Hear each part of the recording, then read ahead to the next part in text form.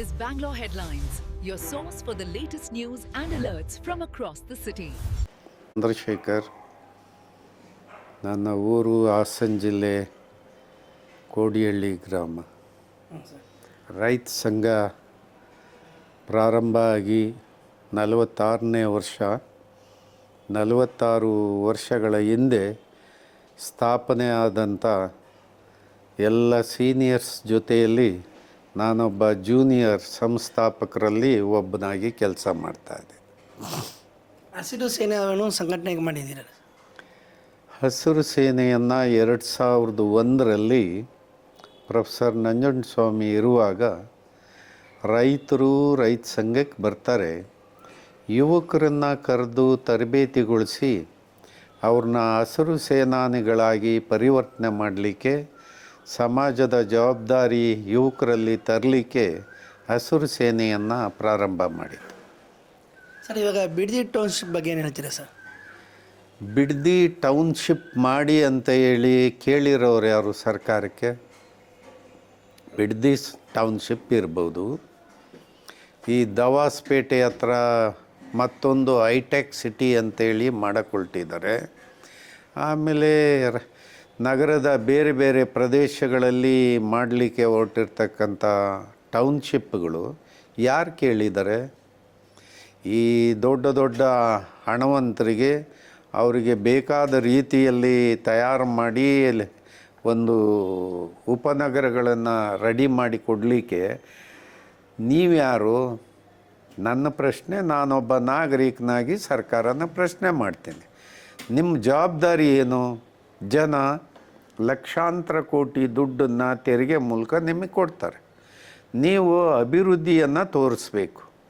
ಆರೋಗ್ಯ, ಶಿಕ್ಷಣ, ಆಮೇಲೆ ಜನರಿಗೆ ಮೂಲಭೂತ ಸವಲತ್ತುಗಳು ಇತ್ಯಾದಿಗಳನ್ನು ಕೊಡೋದ್ರ ಮೂಲಕ ಜನರ ಸೇವೆಯನ್ನು ಪ್ರಾಮಾಣಿಕವಾಗಿ ಮಾಡಿ ತೋರಿಸುವ ಕೆಲಸವನ್ನು ನೀವು ಮಾಡಬೇಕೇ ಹೊರತು, ನೀವು ರಿಯಲ್ ಎಸ್ಟೇಟನ್ನು ಯಾರೋ ಖಾಸಗಿಯವರು ಮಾಡೋ ಕೆಲಸನ ನೀವೇ ಆ ಕೆಲಸವನ್ನು ವಹಿಸ್ಕೊಂಬಿಟ್ರೆ ಆ ರಿಯಲ್ ಎಸ್ಟೇಟ್ ಬ್ರೋಕರ್ಗೂ ನಿಮ್ಮ ಕರ್ನಾಟಕ ಸರ್ಕಾರಕ್ಕೂ ಏನು ವ್ಯತ್ಯಾಸ ಇರುತ್ತೆ? ಈ ದಂಧೆಯನ್ನು ಬಿಟ್ಬಿಡಿ. ದಂಧೆಯನ್ನು ಬಿಟ್ಬಿಟ್ಟು ಬೇರೆ ಕೆಲಸವನ್ನು ಮಾಡಿರಿ. ಈ ದಂಧೆ ಭಾಳ ದಿವಸ ನಡೆಯೋದಿಲ್ಲ. ಈಗಾಗಲೇ ನಿಮ್ಮ ರಾಜಕೀಯ ಏನು ವೈಷಮ್ಯಗಳು ಶುರುವಾಗಿರೋದು ಈಗ ಇದರಿಂದಲೇ. ಬಿಡದಿ ಕೇವಲ ಬಿಡದಿ ಸೀಮಿತ ಅಲ್ಲ, ಜಂಗಮಕೋಟೆ ಇರ್ಬೋದು, ಆನೇಕಲ್ಲಿನ ಅಕ್ವಿಜೇಷನ್ ಇರ್ಬೋದು, ನೆಲಮಂಗಲ ಅಕ್ವಿಜೇಷನ್ ಇರ್ಬೋದು, ಇಲ್ಲಿ ಈ ಕಡೆ ಕುಣಿಗಲ್ ಭಾಗಕ್ಕೆ ಹೋದರೆ ನಮ್ಮ ಮಾಗಡಿ ತಾಲೂಕು ಇತ್ಯಾದಿಗಳ ಭಾಗದ ಅಕ್ವಿಜೇಷನ್ ಇರ್ಬೋದು. ಇವು ಎಲ್ಲವೂ ಕೂಡ ರೈತನ ಭೂಮಿಯನ್ನು ಕಿತ್ಕೊಳ್ಳುವಂಥ ಕಾರ್ಯಕ್ರಮ ಇದೆ ಅಷ್ಟೇ. ರೈತನ ಭೂಮಿ ಕಬ್ಜಾ ಮಾಡ್ಕೊಳ್ಳೋದು, ಅವರು ರಿಯಲ್ ಎಸ್ಟೇಟ್ ದಂಧೆ ಮಾಡೋದು. ನೋಡಿ, 2013 ಕಾಯ್ದೆ ಅದರಲ್ಲಿ ಏನು ಹೇಳುತ್ತೆ ಅಂದರೆ, ಉದ್ದಿಮೆದಾರ ಅಥವಾ ಕೈಗಾರಿಕೋದ್ಯಮಿ ಅವನ ಭೂಮಿಯನ್ನು ಅವನೇ ಪಡ್ಕೋಬೇಕು, ರೈತರ ಹತ್ರ ಹೋಗ್ಬೇಕು. ಯಾವ ಪ್ರದೇಶದಲ್ಲಿ ಜಾಗ ಬೇಕವನು ಅಲ್ಲಿ ರೈತರ ಜೊತೆ ಹೋಗಬೇಕು, ಅಲ್ಲಿ ಚರ್ಚೆ ಮಾಡಬೇಕು, ಭೂಮಿ ವ್ಯವಹಾರನ ಬಗೆಹರಿಸ್ಕೋಬೇಕು, ಅವನ ಭೂಮಿಯನ್ನು ಪಡಿಬೇಕು. ಅದು 13 ಆ್ಯಕ್ಟಲ್ಲಿ. ಈ ಕುಮಾರಸ್ವಾಮಿ ಮತ್ತು ಈ ಡಿ ಕೆ ಶಿವಕುಮಾರ್ ಸೇರಿ ಇಬ್ಬರು ಈ 18ರಲ್ಲಿ ಅವ್ರ ಸರ್ಕಾರ ಇದ್ದಾಗ, ಕಾಂಗ್ರೆಸ್ಸು JDS ಸರ್ಕಾರ ಮೈತ್ರಿ ಇರುವಾಗ ಈ ಕಾಯ್ದೆಯನ್ನು ತಿದ್ದುಪಡಿ ತಂದುಬಿಡೋದ? ಮೂಲ ಕಾಯ್ದೆಯನ್ನು ಕಿತ್ತಾಕ್ಬಿಟ್ಟು ಈ ರೈತರ ಹತ್ರ ಭೂಮಿ ಕಿತ್ಕೊಳ್ಳೋ ಇದನ್ನು ಜಾರಿಗೆ ತಂದುಬಿಡ್ತಾರೆ. ಹೀಗಾಗಿ ನೀವು ರೈತರು ಉದ್ಧಾರಕ್ಕೂ ಮಾಡ್ತಾಯಿಲ್ಲ, ಜನಸೇವೆಗೂ ಇದಲ್ಲ. ನೀವು ಮಾಡ್ತಾ ಇರೋದು ರಿಯಲ್ ಎಸ್ಟೇಟ್ ದಂಧೆಯನ್ನು ಕರ್ನಾಟಕ ಸರ್ಕಾರವೇ ಮಾಡುವಂಥ ಕಾರ್ಯಕ್ರಮವನ್ನು ನೀವು ಕೈಗೆ ತೊಗೊಂಡಿದ್ದೀರಿ. ಇದನ್ನು ಕೈ ಬಿಡ್ರಿ ಅಂತ ಹೇಳಿ ಸರ್ಕಾರಕ್ಕೆ ಹೇಳ್ತೀವಿ. ಕುಮಾರಸ್ವಾಮಿ ಅವರು ವಿರೋಧವಾಗಿ ಮಾಡ್ತಾ ಇದ್ದಾರಲ್ಲ ಸರ್, ಸರ್ಕಾರ ವಿರೋಧವಾಗಿ ಮಾಡ್ತಾ ಇದ್ದಾರೆ. ಈಗ ಕುಮಾರಸ್ವಾಮಿಯವರು ಡಿ ಕೆ ಶಿವಕುಮಾರ್ ಅವ್ರನ್ನ ನಾನು ವೈಯಕ್ತಿಕವಾಗಿ ಟೀಕೆ ಟಿಪ್ಪಣಿಗೆ ಹೋಗೋದಿಲ್ಲ.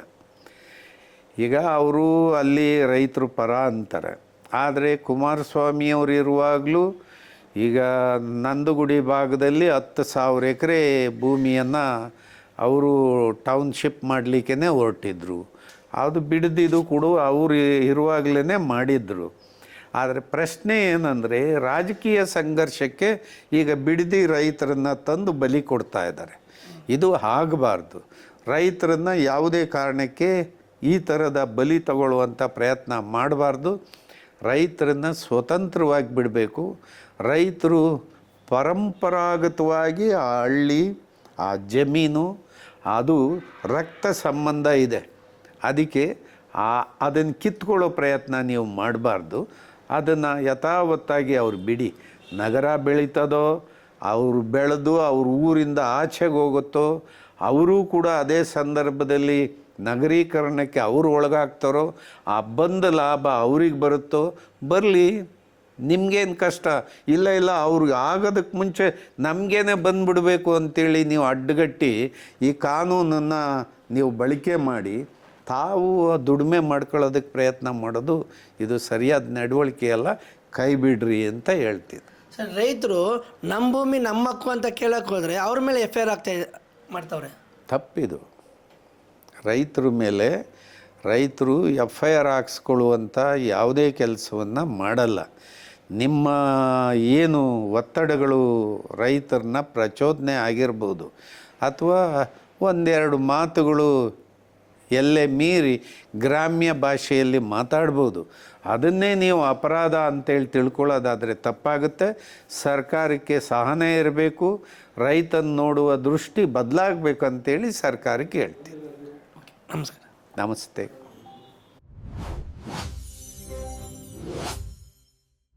Subscribe channel for latest update.